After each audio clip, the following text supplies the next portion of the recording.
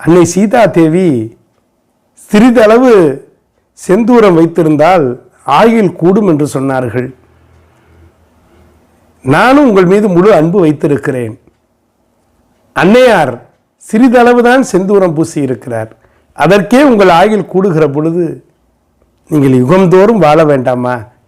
எனவே என் உடம்பு முழுக்க நான் செந்தூரம் பூசி இருக்கிறேன், நீங்கள் நீடூழி வாழ வேண்டும் என்று அனுமன் சொன்னானாம்.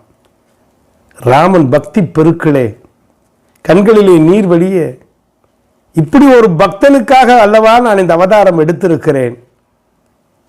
எனவே உன்னை போன்ற ஒரு பக்தன் எனக்கு கிடைக்க நான் கொடுத்து வைத்திருக்க வேண்டும் என்று சொன்னார்.